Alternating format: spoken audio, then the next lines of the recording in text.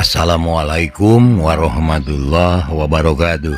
Haturan mitra alhamdulillah tepang dangu deui sareng Mang Barna. Urang ngadongeng deui mitra. Kumaha? Daramang sadayana. Mugia mitra aya dina Ginanjar kawilujengan sararehat. Alhamdulillah Mang oge majeng kasehat. Doa anak ti palawargi mitra dangu nu cinta kana acara dongeng ngadoakeun Mang supados sehat deui jag-jag deui. Alhamdulillah ayeuna teh majeng ka sae mitra. Mohon doakeun nya mitra dangu hanca nu katuna waktos dinten kamari teh upami telepat mah parantos dugi ka hate sanaya geus gilig arek nyusul Ki Ragapati anu geus miheulaan nyusul rombongan Kanjeng Haji Prawatasari anu cenah arek muru Mataram sejak serah bongkokan. Terusnya mitra upami telepat dugi kadinya kumaha terasna mangga urang sami-sami lajengkeun deui wae. Sok kabarayun sadayana.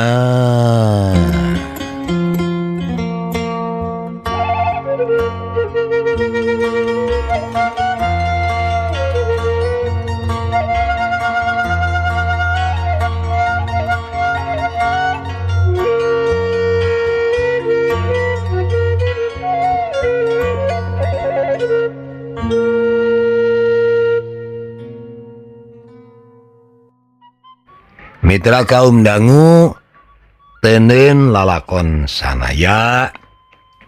Ayeuna urang nuturkeun heula kumaha nasib Nyi Rodia. Saenggeus ngajengkat ti sisieun lemur Bantar Jatigirang. Nyi Rodia teh lumpat sakalumpat lampet. Lumpatna teu puguh anu dijugjug. Kajaba ngajauhan sanaya jeung Nyi Sunia inungna. Nyi Rodia hatena ngarasa sedih kuciwa oge keuheul. Tetela geuning hirup teh ngan ngaganggayong bae nasibna. Beh ditu Nyi Rodia mani asa geus leugina. Sabab sanaya anu disebut si Amang kumanehna teh mani sakitu hemana jeung sakitu nyaahna ka manehna. Kusabab si Amang sakitu perhatianana nepikeun ka Nyi Rodia teh nenden duriat dibelaan hayang noker ka cinta indungna ka si Amang. Aing teh dongaka ka ambu. Kapan geus eces si Amang terek mihukum indung aing. Hari iya ngadang di deketan ku aing. Cek hate Nyi Rodia ngaruk. Manehna kaduhung sagede gunung. Ngagugu nafsu henteu jeung jeujehan. Kusabab ngagugu nafsu hayangan teur kareteg naon nu disebut cinta teh. Nyi Rodia teh kolu masrahkeun kahormatanana ka si Amang. Tetela geuning si Amang teh si sanaya teh cek hate Nyi Rodia. Tapi kakara ge inget kadinya hatena geus ngagebeg deui bae. Manehna inget kana pola akina Ki Maskara. Kapan tadi Mas sararea karumpul di luareun lemur Bantar Jatigirang ngahaja megat-megat sanaya. Mangkukna teh narima iber majar sanaya kabireungeuh runtang-rentang marengan Nyi Sunia muru lemur Bantar Jatigirang. Sarerea geus samiuk arek ngakalakeun sanaya anu dituding geus loba teuing dosa. Nyi Rodia oge mani percayaeun pisan yen sanaya teh nyaan jalma anu jahatna liwat saking. Sasat kasaban jalma manehna teh geus nyieun dosa. Contona bae Sumaji keukeuh nyebutkeun Yen Nyitarsi pamajikanana teh dipateni ku Sanaya. Sanggeus digadabah heula samemehna. Ari yaksa nuding Sanaya teh geus mateni indung bapana, katut badegana saimah-imah. Ceuk Kartadita, Sanaya oge tetela geus biluk ka pajabat pribumi anu hare-hare kana katalengsan kumbeni. Minangka contoh cenah perjuangan Ki Kartadita di padaleman pamoyanan geus digagalkeun ku Sanaya. Balu karena loba pajuang anu ditibanan hukuman pati di padaleman pamoyanan. Ari kacecep Nyi Rodia mah geus eces kapan, sabab Sanaya teh geus ngancurkeun kahirupan kulawargana. Tapi dina kanyataanana Nyi Rodia teh ngagebeg, sabab basa Sanaya geus ditingker jeung rek dialapati. Tetela tudingan-tudingan ka Sanaya teh masih keneh perlu dibuktikan bener henteu na. Anu mata kagetkeun hate Nyi Rodia, saenggeus indungna ngabelaan Sanaya bebeakan. Ieu pangbela indungna teh deui sakaligus malikeun kaayaan. Sabab ceuk indungna mah nu jahat mah tetela Sunjaya, bapa Nyi Rodia anu salila ieu ngaranna dipunjung dipuja jeung didama-dama salaku pajuang. Ningali eta kanyataan, Nyi Rodia teu nyaho kudu kumaha nyapi petaeun. Nah kudu bungah dumeh Sanaya aya anu ngabelaan atawa sabalikna kudu beuki amek. Anu teu kurang-kurang matak bingungna keur Nyi Rodia, kapan tadi nama manehna teh geus regreg bisa tepung jeung akina pituin nyaeta Ki Maskara. Ari panyana basa tepung jeung Sanaya akina teh areknya campah bebeakan ka Sanaya teu arek ngabela Sunjaya bapana Nyi Rodia, tapi buktina ieu mah ngadon midangdam menta dihampura ka Sanaya. Kusabab bingung mireung kajadian anu teu disangka-sangka, Nyi Rodia teh ngajengkat ninggalkeun sisi lembur Bantar Jatigirang. Manehna lumpat ngajauhan lembur, tapi lumpat oge teuing kudu lumpat ka mana da manehna oge teu boga tujuan anu pasti. Atuh ari geus cape mah tungtungna diuk aniprek di sisi jalan padati anu rek muru ka tebeh Cikalong. Manehna ngahuleng salila-lila. Ngahuleng salila-lila di dinya bari ngumar lamunan. Ari anu dilamun teh eueuh deui. Iwati perkara Sanaya. Sadar atawa henteu, sabenerna mah hatena teh ngarasa regreg. Dumeh batur bisa ngabuktikeun yen sabenerna Sanaya teh teu boga dosa ka manehna. Kapan sabenerna mah nu matak aing cecep ka ngaran Sanaya teh kusabab ngadenge beja ti batur. Pajar Sanaya teh jalma jahat, buktina guruna oge dipaehan, buktina indung aing ge kungsi rek dicacampa, buktina deui bapa aing ge dipateni. Tapi teteh lagi ning eta beja teh kabeh ge bohong. Cek garentesna Nyi Rodia. Pajar Sanaya teh cenah sabenerna mah ukur keuna ku fitnah. Ari anu mitnahna taya deui Wati Sunjaya, bapa manehna pisan. Mun kitu mah aing teh wirang. Hana sarepeun si Amang bebeakannya campah si Sanaya. Padahal si Sanaya teh nya si Amang keneh. Mun kitu mulia hate si Amang teh nyaan mulia. Sakitu ku aing dicacampah. Manehna anger we heman ka aing. Ceuk hate Nyi Rodia mimiti sadar karena kahadean jiwa Sanaya. cek hatena deui nya cenah. Dalam dipikir-pikir mah manehna teh jalma hate daek korban keur kapentingan batur meureun ari hate-hatena mah masa ku aing dicacampah teh nyerieun. Ngan lamun manehna balaka yen anu jahat teh sabenerna mah bapa aing, meureun si Amang teh teu tegaeun. Teu tega mireungeuh aing sedih. Sabab ban aing teh sakitu agulna ka Sunjaya teh. Da heueuh adeuh panyana teh jalma bener we bapa aing teh. Ceuk hate Nyi Rodiah deui. Inget ka palebah dinya ngan nging bae Nyi Rodiah teh ngabangingik sorangan di sisi jalan padati anu pinuh ku kakebul. Sabot keur ngabangingik kitu, hatena oge jadi inget kana kaheman indungna kasanaya. Malah cek rentesna deui Nyi Rodiah bari leungis. Indung aing teh geuning teteh lama si keneh neuneun kasih ka si Amang. Upama kitu meureun moal tulus si Amang ngawin aing teh. Dasar nasib make diparengkeun mika cinta ka lalaki anu sarua dipika cinta ku indung sorangan. Ceuk hatena Nyi Rodiah. Nyi Rodiah sabil antara kepentingan dirina jeung kepentingan indung sorangan, mana anu kudu diheulakeun.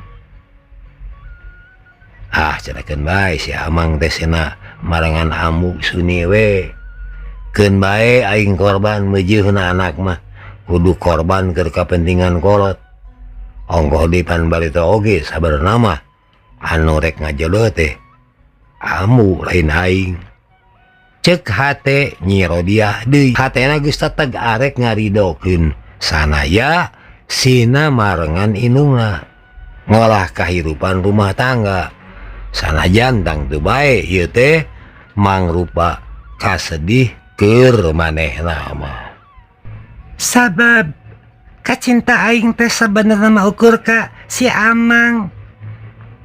Mun teu jeung si Amang aing moal dek boga salaki. Ceuk hate Nyi Rodiah teh. Bari pipirenung keneh ku Cipanon jeung Nyi Rodiah teh cengkat. Maksudna mah arek neruskeun deui lalampahanana. Ngan kakara oge ngalengka. Ti jauhna kadenge anu cocorowokan nitah ngadagoan. Rodiah dagoan. Dagoan cenah Rodiah. Kitu gogorowokanana teh. Nyi Rodiah ngareret ka tukang. Horeng anu lumpat teh nyata Sumaji. Atuh Nyi Rodiah halisna kerung. Rek naon cenah si Sumaji make nyusul-nyusul sagarupa. Kusabab teu pati purun dibaturan ku Sumaji, Nyi Rodiah mah geus ngalengka. Rodiah, dagoan. Sumaji anger gogorowokan. Ngan kusabab Nyi Rodiah mah leumpang, atuh akhirna mah kasusul. Sumaji geus aya gigireunana bari harung haharehoh capeun. Malah katara kesangna oge mani bobolokot. Rodiah. Mani ninggalkeun nya. Ceuk Sumaji harung haharehoh keneh. Nah dah henteu jang jirek nungguan. Ceuk Nyi Rodiah bari teu kungsi ngareret-reret acan. Ulah kitu dia. Nyai teh ulah luluasan hirup aber-aberan serangan mending duaan jeung kami supaya aya batur pakumaha. Omong Sumaji leumpangna rada gancang. Sabab Nyi Rodiah teh ngalengkahna digancangkeun. Aya batur pakumaha-kumaha. Naha didinya bisa ngenteng-ngentengkeun kasusah batur kitu. Ceuk Nyi Rodiah anger leumpang gancang. Moal bisa. Tapi sakurang-kurangna kami teh bisa jadi hiburan ke Nyai. Rodia, kami teh hayang ngahibur Nyai, hayang ngalengitkeun kasusah Nyai. Watir Nyai teh awewe anu sakieu geulisna, sakieu antiumna, hayo ngadon diganggayung ku kahirupan. Keun ti samat ayeuna mah Nyai teh moal keueungeun teuing. Nu geus mah geus we, nu eueuh mah geus wae popohokeun, anggur neangan gantina. Cek Sumaji, nya saha atuh anu bakal bisa jadi gantina? Cek Nyi Rodia. Hanya kal samemeh Sumaji ngajawab, ti jauhna geus kadenge anu gegerowan bari dibarung ku sora talapo kuda kokotoplakan. Boh Nyi Rodia, boh Sumaji, ngalieu ka tukang horeng anu tumpak kuda teh taya lian Iwati Yaksa. Rodia, tungguan heula Rodia, tungguan. Cek Yaksa gogorowokan bari gugupai dina tonggong kuda. Kusabab tumpak kuda teh sakedeung oge geus tepi kadinya. Barang tepi jerut Yaksa turun tina kuda. Rodia, yeuh maning oge tumpak kuda bisa capek. Cek Yaksa ngasongkeun tali kuda. Rodia teu bakal nampanan tali kuda anu ku Yaksa diasongkeun. Di mana sia mangih kuda? Cek Nyi Rodia curiga. Bawa kuda teh menang malingnya. Awas, mun kapanggih ku Ki Guru sia baris dihukum. Cek Sumaji asa kaganggu. Dumeh Yaksa ngurunyung. Gagabah dinya capek teh. Lain menang maling tapi menang mangih. Kuda jarah dulu. Temal Yaksa meneleng timuruan dumeh Sumaji kapanggih keur maturan Nyi Rodia. Kajeun atuh. Ari kuda jarah mah. Sok kadekeun. Sumaji rek ngajewang tali kuda tapi ku Yaksa ditongtak. Naon da lain keur sia? Ieu mah keur tunggangan Nyi Rodia. Bisi capeun di jalana deuleu. Cek Yaksa semu molotot ka Sumaji. Aing ge nyaho. Nu mata ka dieu keun. Keun mun Nyi Rodia geus anyeu ceuleuh, kuda teh ku aing dituyun. Keun saha sewe nya Rodia, teu kudu rusuhan teuing. Cek Sumaji neuteup leleb ka Nyi Rodia, munguh matak panas keur hate Yaksa. Kenae aing ge bisa nuyun kuda mah. Ngomong Yaksa anger ti paporotot. Sia duaan teh weureu sugannya. Ngadon parebut kuda. Montong parebut. Cigo tumpakan keduaan. Da aing mah hayang lempang. Omong Nyi Rodia keuheul. Ningali Yaksa jeung Sumaji parasea kawas ucing jeung anjing.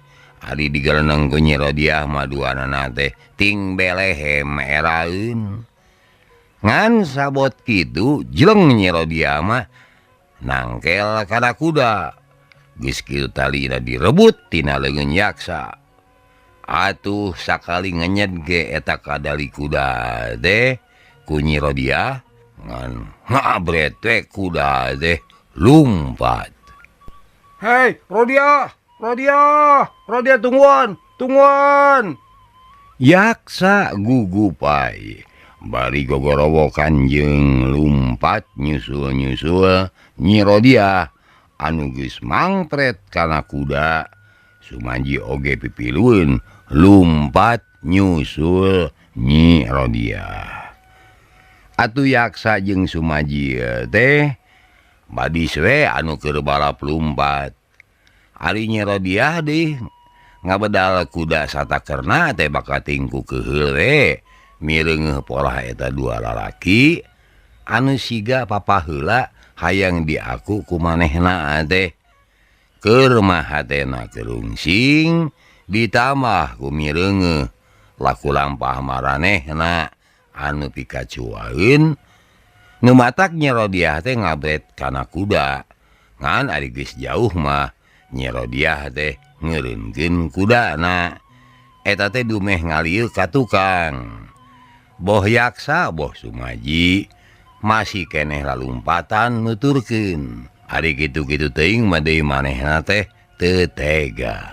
Malah cek gerentos hatena Nyi Rodia, mun maranehna paraeh meureun aing katempuhan ku Ki Guru. Mitra, manehna inget kana papagah Ki Kartadita. Yen mun jadi murid manehna cenah kudu daek hirup sauyunan ulah pagirang-girang tampian. Basa maranehna tepi ka hareupeun Nyi Rodia, sasatna ngarelel letah yaksa jeung Sumaji teh bakating ku capek nguber-nguber Nyi Rodia anu tumpak kuda. Rodia, sia mah meuli tega ninggalkeun kami. Kami capek kieu ya. Cek yaksa letahna ulah lel jiga anjing capeun tas moro careuh. Har, angka tadi cenah kami mah kudu tumpak kuda. Ari geus ngabedal kuda diomongkeun. Ya atuh, kuda teh kami rek leumpang bae. Tema Nyi Rodia pura-pura punung. Ulah turun. Kope kuda teh keur nyai ngan omat ulah ngabret atuh da kami mah ripuh. Ceuk yaksa. Sumaji mah jamot rotwe da rumasa teu nyieun kahadean mere kuda kawas yaksa. Nyi Rodia anyeu ceuleuh dina kuda dikenca jeung katuhu digoneng ku yaksa jeung Sumaji. Ngarasa boga jasa ngagenahkeun Nyi Rodia. Atuh yaksa teh sajajalan leuwih loba ngajak sacarita. Ti mimiti ngajak sacarita perkara kaendahan alam nepikeun ka telepek bisi Nyi Rodia geus mimiti lapar. Yaksa teh mani teu mere lolongkrang jang Sumaji pikeun milu ngobrol. Nyaho kitu ayeuna Nyi Rodia oge deui jadi ngahaja ngamangpaatkeun paripolah eta dua lalaki jang kapentingan dirina. Aduh, Nyi Rodia manehna ngabodoh tali kuda nepikeun ka kudana teh eureun ngadadak. Sumaji jeung yaksa mani titotoroso nyampeurkeun Nyi Rodia. Naon Rodia? Naon Rodia? Naon? Pokna nu duaan nyarita meh hampir bareng. Aduh, manehana angkieu ti koro tuhureun. Cek Nyi Rodia bari nyabakan beheungna. Ngadenge Nyi Rodia nyebut hanaang, Sumaji mah teu tarangke geuwat lumpat teuing muru ka pelebah mana. Yaksa oge teu tarangke muru ka tempat anu beda. Saenggeus sawatara lila duanana geus rajo daratang. Yaksa maka cai herang ditengkor ku daun waru. Ari Sumaji mah mawa duwegan sigana teh sumedeng lumeho. Ieu cai nyusu ngahaja meunanya kok tina huluwetanana seger pisan geura. Ceuk yaksa ngasongkeun cai herang. Tapi ari Nyi Rodia mah ngado neuteup kana duwegan. Ah, hayak ieu we duwegan. Bangunna teh ngeunah ka cida. Ceuk Nyi Rodia bari teu nolih ka yaksa anu ngasongkeun cai herang. Sumaji seuri bunga sabab berjuanganana teu mubadir. Sabalikna ari yaksa mah medud baeud lek-lek cai teh diinum ku sorangan. Ari Nyi Rodia deui geus meunang duwegan mah teu nolih ka sasaha. Sumawona make jeung nawaran batu rumah langsung we ngaleguk duwegan sorangan. Sumaji mah meuni neureuyan ciduh. Da manehna oge sabenerna mah sarua hanaangeun. Sabalikna ari yaksa mireng Sumaji neureuyan ciduh teh manehna mah anggur seuri ngagak. Naon make seuri yaksa? Cek Sumaji teu suka sadiseung-seurikeun. Naon da kami mah nyeungseurikeun anjing basa tadi kapanggih di huma. Aya naon kitu? Nya aya naon kitu? Nyi Rodia eureun heula di ngalegukna hayang ngadengkeun dongeng yaksa. Nya tadi teh anjing hayang nginum. Ari ku kami teh teu dibere. Dapan ieu teh cai keur nyai. Tapi ayeuna ieu cai teh nyesa. Mun anjing tadi ngaliwat ka dieu rek dibikeun sesa cai teh. Ceuk yaksa bari ngucurkeun cai tina liang tengkoran daun jati.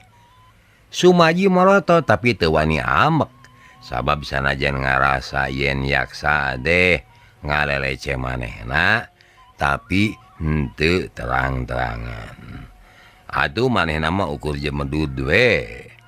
Nyi Rodiah mah sanggeus nginum saseubeuna teh geuwat ngalungkeun batok kalapa. Loba keneh sesana da caina oge meuni mancabura.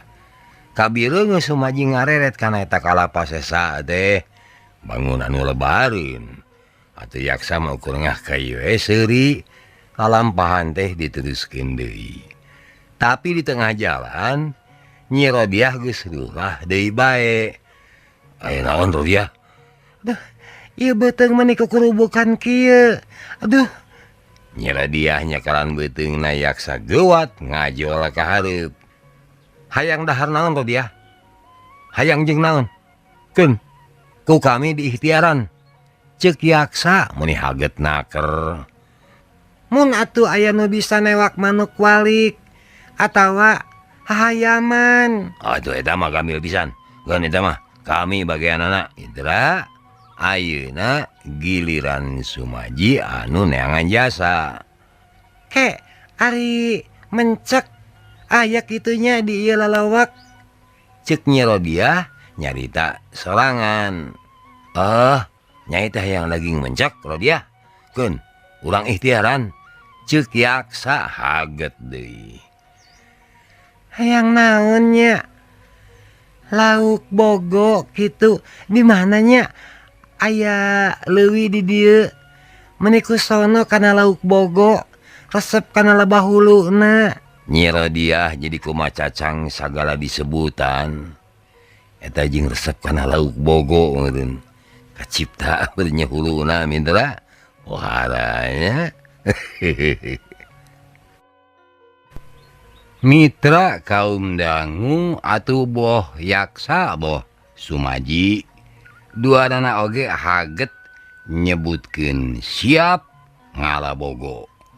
Malah adi geus kitu mah duanana dengan bertek bae lalumpatan anu dijugjugna teh tayalian iwati sedong walungan anu tadi kaliwatan. Sabenerna mah geus kaliwat rada jauh. Mun teu bogoh-bogoh teuing ka Nyi Rodiah mah meureun teu sudi najis teuing kudu balik deui. Tapi boh yaksa, boh Sumaji, duanana kolu papaheula mulu sedong ku hayangna meunangkeun jasa. Sumaji daek kikituan kusabab manehna teh neuneun hate kadua leutik anu kacida ka Nyi Rodiah. Saprak manehna ditinggalkeun pae ku Nyi Tarsih pamajikanana.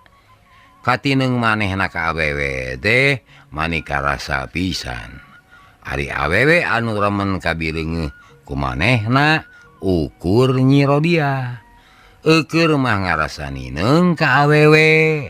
Katambah-tambah Nyi Rodiah teh boga rupa hade. Sanajan rada degig jeung ogo, tapi karasa deui Nyi Rodiah teh boga pasipatan anu pikalucueun. Buktina Ki Kartadita oge mani nyaheun pisan ka Nyi Rodiah teh.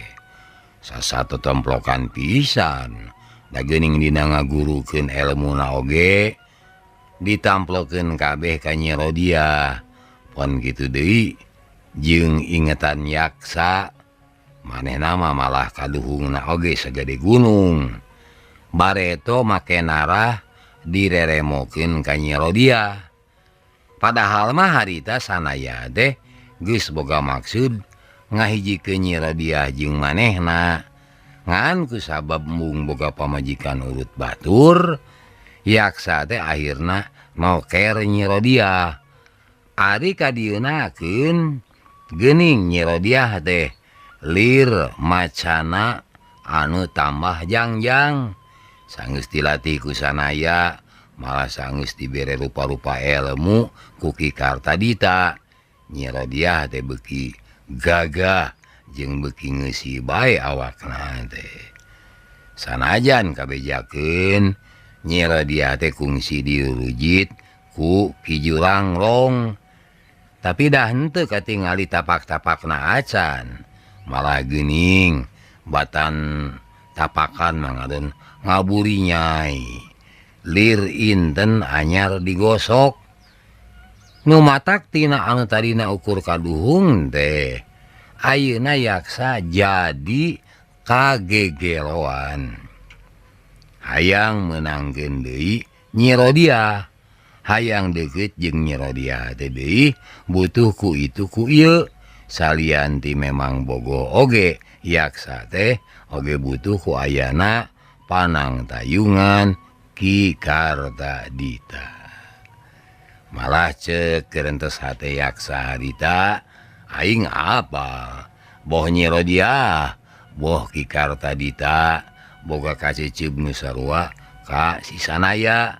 Jadi mun aing deukeut jeung maranehna aing tangtu bakal bisa malespati ka si Sanaya. Tug nepi ka ayeuna yaksa mah keukeuh nuding yen anu maehan indung bapana katut jalma sejen sapangeussi imah teh tangtu Sanaya. Manehna anger henteu percaya sanajan Nyi Sunia nyebutkeun yen dirina anu geus nguwak ngawik imahna teh. Cek hate yaksa mustahil da amu Suni mah awewe hengker anu teu boga pangabisa. Mitra kaum dangu urang ringkeskeun ieu carita. Basa anyog kasedong boh Sumaji boh yaksa langsung tigejebur. Maksud daya lian iwati rek ngalabogo atawa ngala lauk naon we anu sakirana bisa dipake dahar. Gejebur. Siap mah atuh mentang ulah ilu. Kedah ku kami sorangan oge bisa disakadar ngara lauk mah tuh.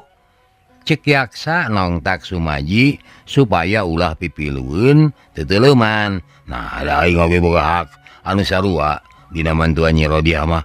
Naon maksudna aing teu meunang kikieuan supaya anu dipuji ku Nyirodiah teh ukur sia wungkul sorangannya.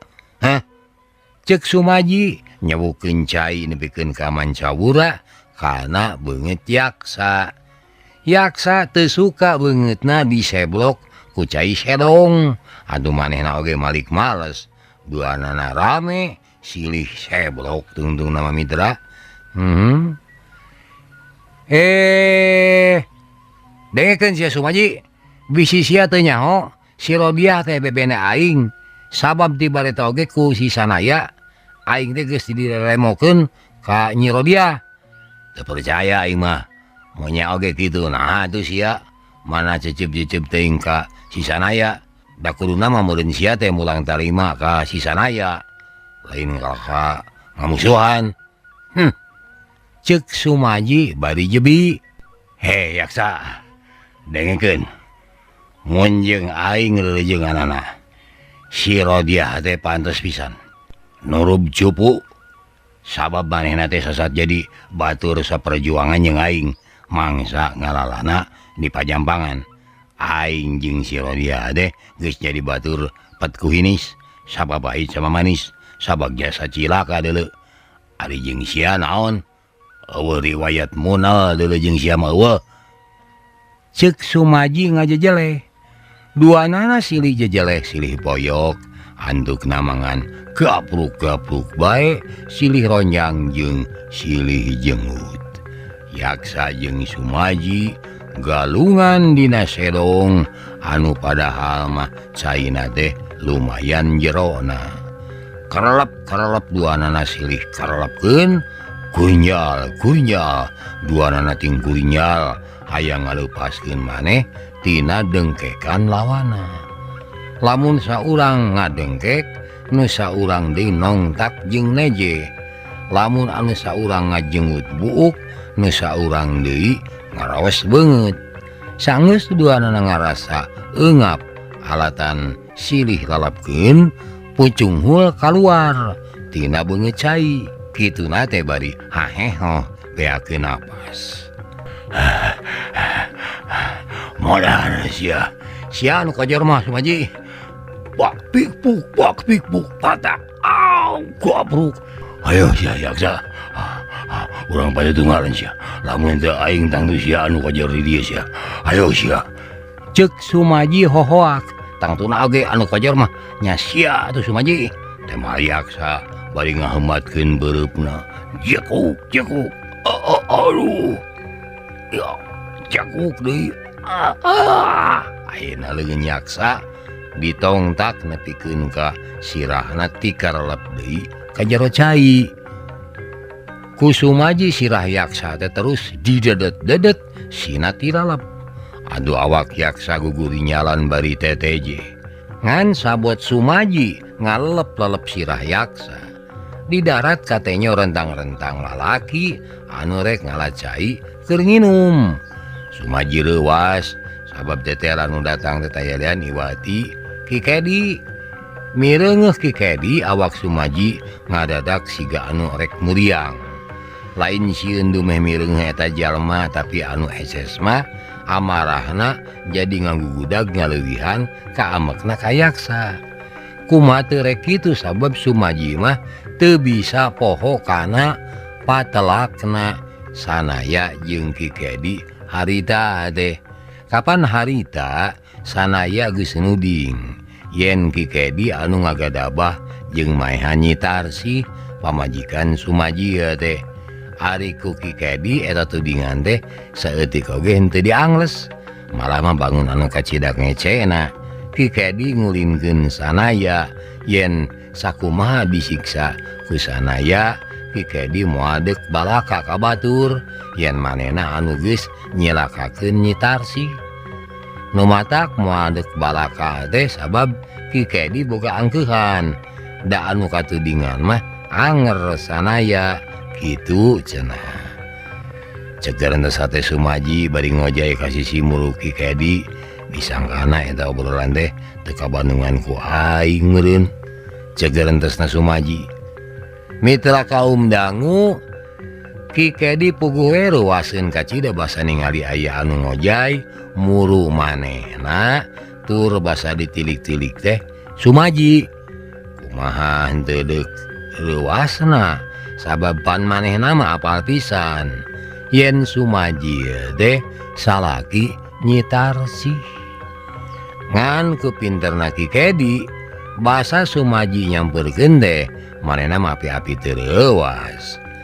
Malah cegeran teh sate Ki Kedi aing ulah nemongkeun maneh jiga anu leuwas.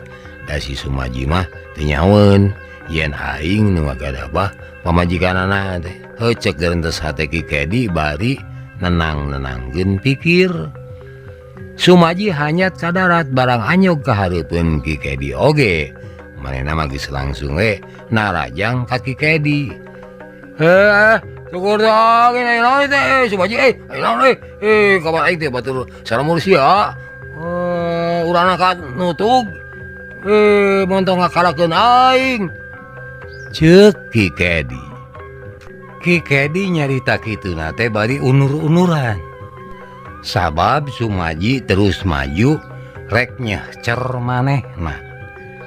Tapi di omongan kitu batan leler Sumaji teh ngadon beuki nafsu bae. Prak. Tenggelan Sumaji teh ditakis ku leungeun Ki Kedi anu nyabadagnya heuras. Ki Kedi anu awakna besekal teh memang lain jalma hengker.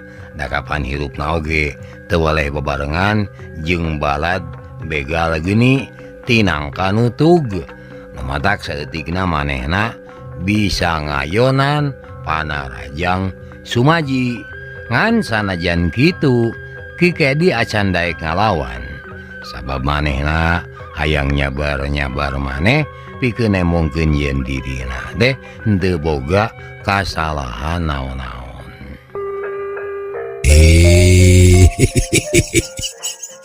Cager hara mitra hanyakal kabujeng neng dong. Hatur nuhun kana perhatosanana, insyaallah enjing tepang dangu deui. Billahi taufik wal hidayah. Assalamualaikum warahmatullahi wabarakatuh. Ciao.